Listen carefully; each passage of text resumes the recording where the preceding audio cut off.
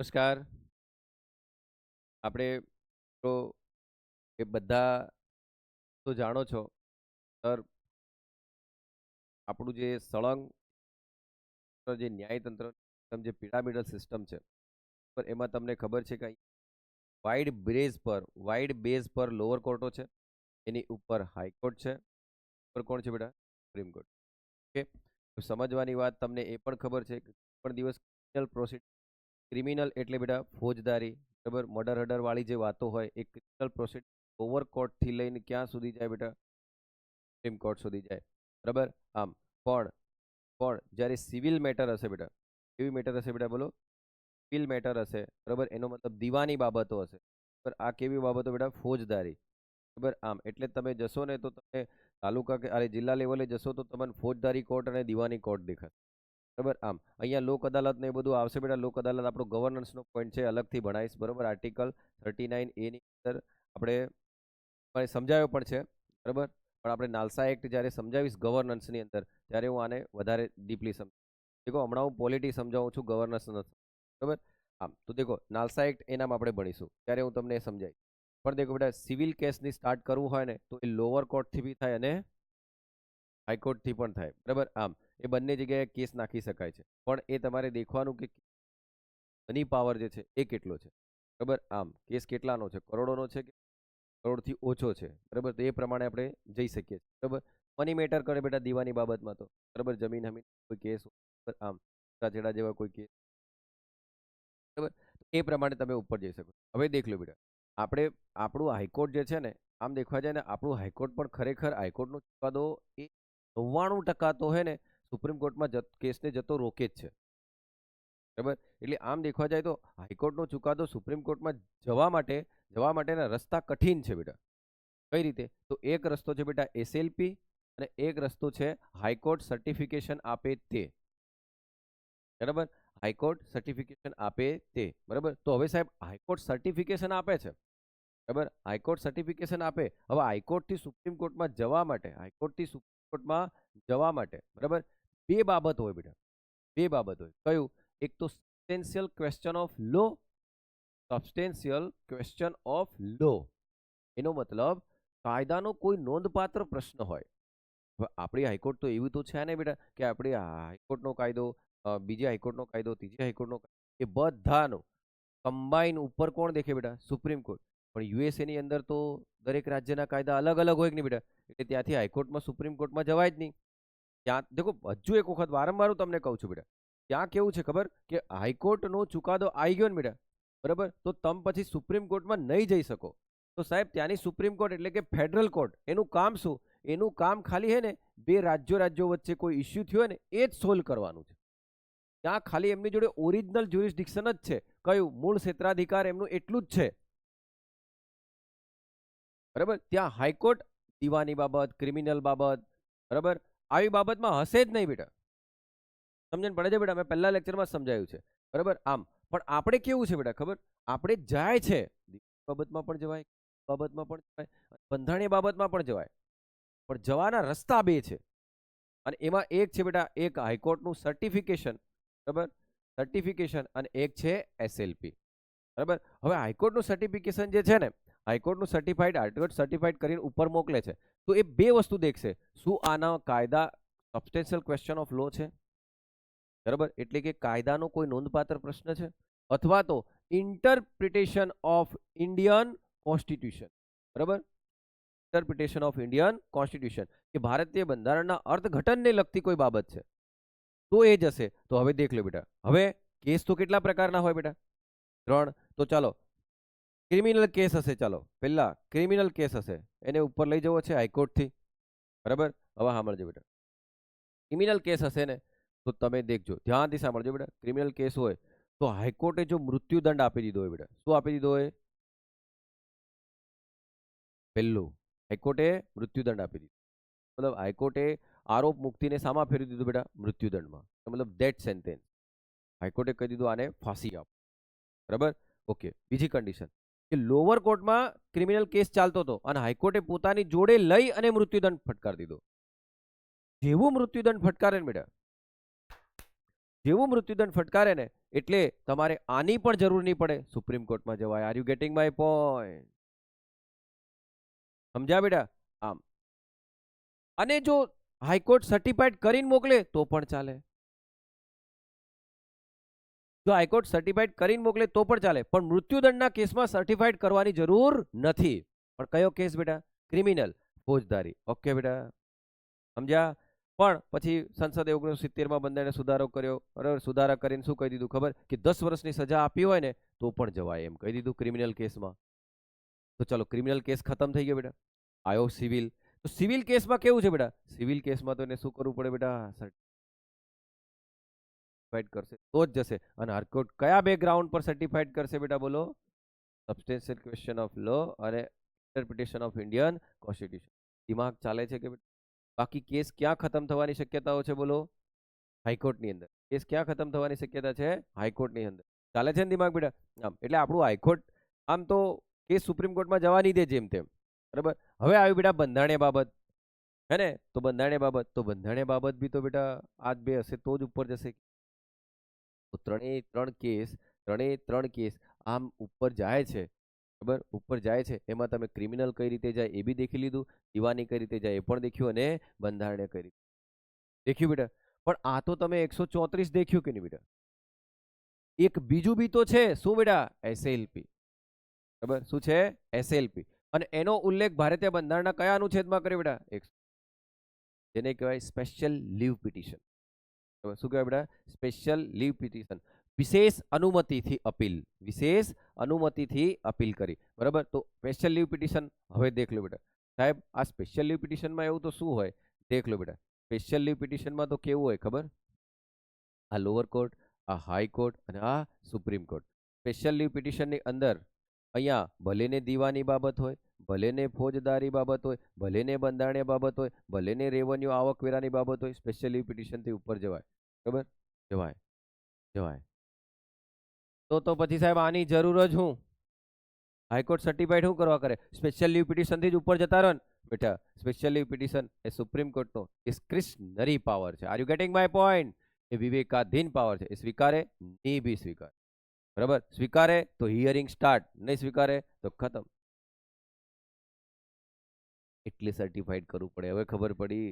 કારણ કે સર્ટિફાઈડ કર્યા બાદ કેસ ઉપર જાય, એક શક્યતા. બીજું એસએલપી માં જાય. પણ એસએલપી એ તો સુપ્રીમ કોર્ટનો કેવો પાવર છે બેટા? વિવેકાધીન.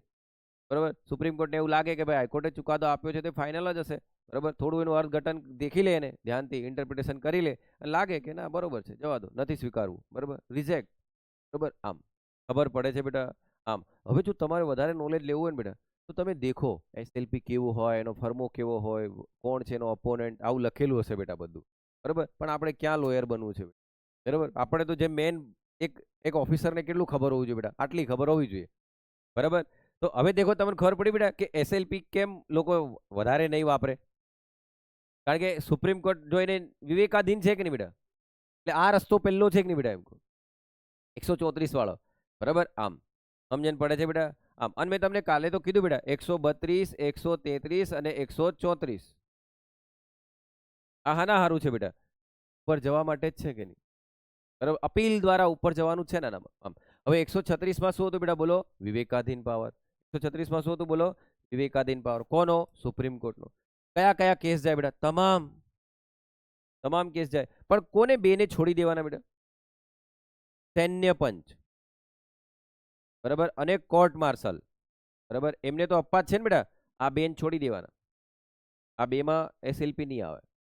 એના સિવાય ભારતનું કોઈ પણ પંચ, કોઈ પણ સત્તા મંડળ ન્યાય કરતું હોય, ન્યાય કરનારું કોઈ પણ સત્તા મંડળ, ન્યાય કરનારું કોઈ પણ સત્તા મંડળ બેટા,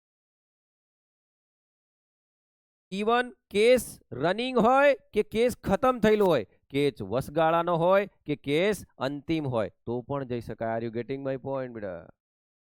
સમજણ પડી બેટા? એસએલપી માં તો એસએલપી પરથી સવાલ આવે બેટા કે સુપ્રીમ કોર્ટનો વિવેકાધીન પાવર છે. હા. આર્ટિકલ 136 છે. હા. બરાબર, સૈન્ય અને કોર્ટ માર્શલને છોડીને તમામ કેસો એ પોતાની જોડે લઈ શકે છે. હા, વચગાળાનું પણ લઈ શકે, અંતિમ પણ લઈ શકે. વિચાર કરો, એસએલપી તમને એમ લાગે કે હાઈકોર્ટમાં મારો કેસ ચાલી રહ્યો છે, દીવાની કેસ, અને હું હાઈકોર્ટમાં હારવાનો છે એવું લાગી રહ્યું છે, બરાબર, તમે એસએલપી કરી દો બેટા, સુપ્રીમ કોર્ટ સ્વીકાર લે તો કેસ ડાયરેક્ટ વચગાળાથી બી ઉપર જતો રહે.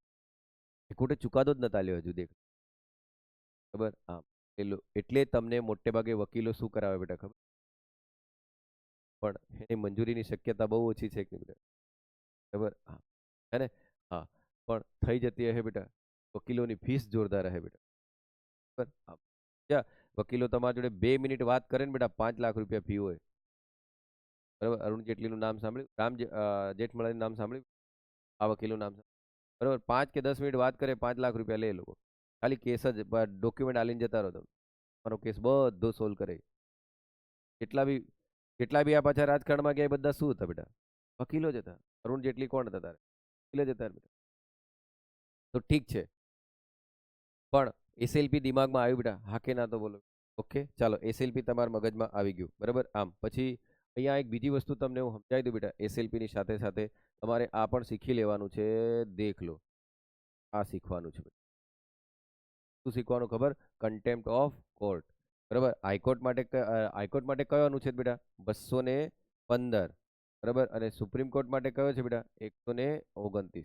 તમે સિવિલ દેખો, અહીંયા સિવિલ એટલે પેલું સિવિલ નહીં બેટા, જમીન હમીન વાળું એ સિવિલ નહીં સમજતા, બરાબર. આમ અહીંયા દેખજો બેટા, સિવિલ કન્ટેમ્પ્ટ અને ક્રિમિનલ કન્ટેમ્પ્ટ. તો એટલું જ યાદ રાખો બેટા, તમે કોઈ એનું અપમાન કરો અથવા કોઈ પૂર્વગ્રહમાં બોલો, બરાબર, આમ એનું પબ્લિકેશન કરો તો એ ક્રિમિનલ કન્ટેમ્પ્ટ કહેવાય.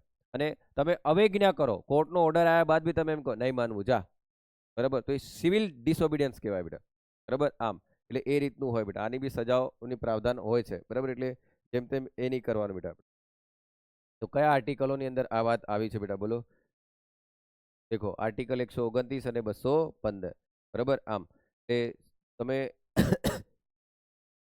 સિવિલ કન્ટેમ્પ શું છે અને ક્રિમિનલ કન્ટેમ્પ શું છે એ બી તમને ખ્યાલ છે ને બેટા, બોલો કે, બરાબર. આમ તો હાઈકોર્ટ માટે કોર્ટ ઓફ રેકોર્ડ કયું છે બેટા, 129, અરે હાઈકોર્ટ માટે 215, અને સુપ્રીમ કોર્ટ માટે કયું છે, 129. આટલું કન્સિડર કરશો દિમાગમાં, બરાબર. આમ હવે દેખો, તમે આમ દેખવા જાઓ બેટા, તો હવે બધા આર્ટિકલ તમારા દિમાગમાં છે, દેખ લો. 124માં બેટા જોગવાઈ છે કે નહીં, પછી દેખ લો, મેં તમને 126, 127, 128 હમણાં નહીં ભણાયા, પણ બેટા મેં તમને આમ કીધું હતું, એક્ટિંગ, એડહોક અને રિટાયર, બરાબર. આમ પછી તમને બેટા મેં 132, 133, 134 યાદ રખાયા કે નહીં. આનામાં શું છે બેટા, બોલો. હાઈકોર્ટ સર્ટિફાઈડ કરે દીવાની, ફોજદારી અને બંધારણીય બાબતો વાળા કેસ અહીંયા આવી ગયા બેટા, બરાબર. 136માં શું સમજાવ્યું બેટા, બોલો, એસએલપી. 137માં શું છે, કોર્ટે આપેલા ચુકાદાનું ખુદ કોર્ટ પોતે પુનઃ સમીક્ષા કરી શકે કે નહીં બેટા. અહીંયા ન્યાયિક સમીક્ષા નથી, દેખ લો, બરાબર. પોતાના જ ચુકાદા, જો પાર્લામેન્ટ કાયદો ઘડે ને એની સમીક્ષા કરે એ ન્યાયિક સમીક્ષા કહેવાય, પણ કોર્ટે પોતે ચુકાદા આપ્યા ને એ જ ચુકાદાની સમીક્ષા કરે એને પુનઃ સમીક્ષા કહેવાય, બરાબર. એને એમ કહેવાય કે પોતાના જ ચુકાદાને ઓવરરૂલ કર્યો, પોતાના જ ચુકાદાને શું કર્યો બેટા, એને ઓવરરૂલ કર્યો. એ 137માં અનુચ્છેદ, બરાબર. પછી 138, 139, 140, આની અંદર હું સંસદ કાયદા ઘડે કે નહીં બેટા, એના સંસદ કાયદા ઘડે બેટા, પણ સંસદ એમના સત્તાઓને છીનવી નહીં શકે કે નહીં, બરાબર. આમ પણ સંસદને એવા પાવર આપ્યા છે, કયા કયા, કે જજોની સંખ્યા વધારી શકે, બરાબર, જજોની સંખ્યા ઓછી હોય તો વધારી શકે. તો આવા કાયદા સંસદ ઘડે જ છે કે નહીં બેટા, એમ કહો. ચાલો, પછી 141 અને 142માં શું હતું બેટા, બોલો, લો ઓફ ધ લેન્ડ છે કે નહીં બેટા, બરાબર. લો ઓફ ધ લેન્ડ, બરાબર, એ કે ફાઇનલ બેટા, ઉપરથી નીચે સુધી બધાએ માનવું પડે, બરાબર. આમ અને 142માં બેટા એ તો કમ્પ્લીટ જસ્ટિસ છે બેટા, બરાબર. આમ આના બી ઉદાહરણો મેં તમને આપ્યા છે કમ્પ્લીટ જસ્ટિસના. 143માં શું છે બેટા, સલાહકાર, સલાહ લઈ શકે એવું છે કે નહીં, બરાબર. 145ની અંદર ખુદ પોતાના કેલેન્ડર બહાર પાડી શકે કે નહીં બેટા. આ બધું તમારે ઘરે જઈને વાંચવાનું છે, સમજાવવા જેવું છે, મેં બધું સમજાવ્યું છે, બરાબર. હાઈકોર્ટ કઈ રીતે સ્વતંત્ર છે પણ મેં તમને સમજાવ્યું છે.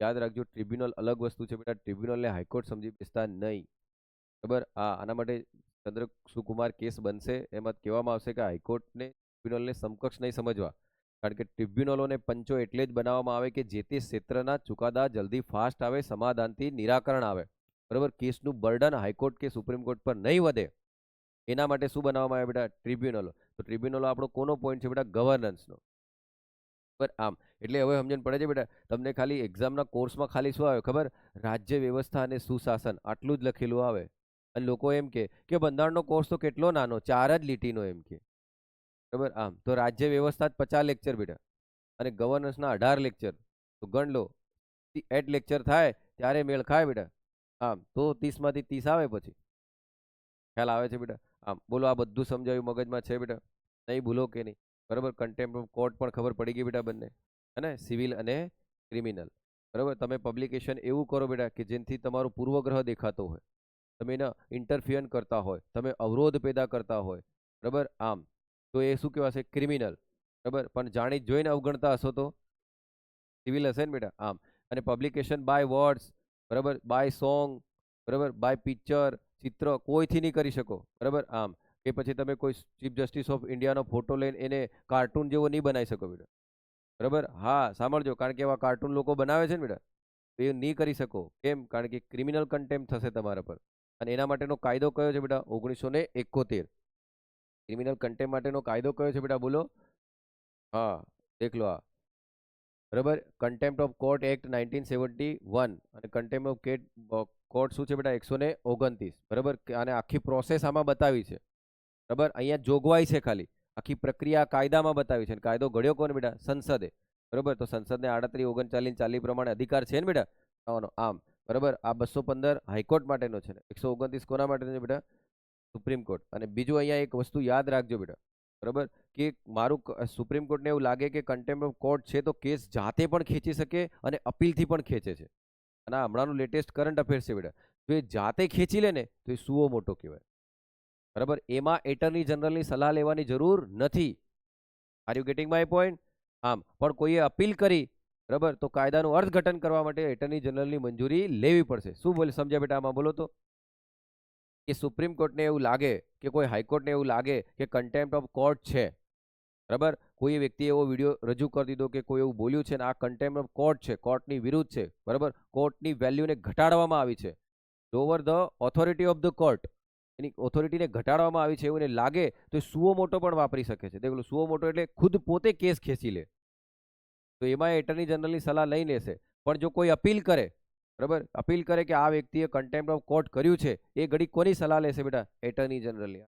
ગેટિંગ માય પોઈન્ટ અને પછી એ કેસ પછી એને જેટલી સજા ફટકારવાની હશે કન્ટેમ્પ્ટ ઓફ કોર્ટ એક્ટ 1971 લખેલી એ સજા પ્રમાણે એ વ્યક્તિની સજા થશે બરાબર આમ એટલે લોકોની જેમ શોર્ટ સ્ટોરીઓ બનાવીને જેમ તેમ કોની વેલ્યુ ડાઉન નહીં કરવાની બેટા સુપ્રીમ કોર્ટની બરાબર આમ એની કોઈ દિવસ બોલાય નહીં આ બધું હવે વાંચજો બેટા કાલથી આપણે શું ભણીશું હાઈકોર્ટ જય હિન્દ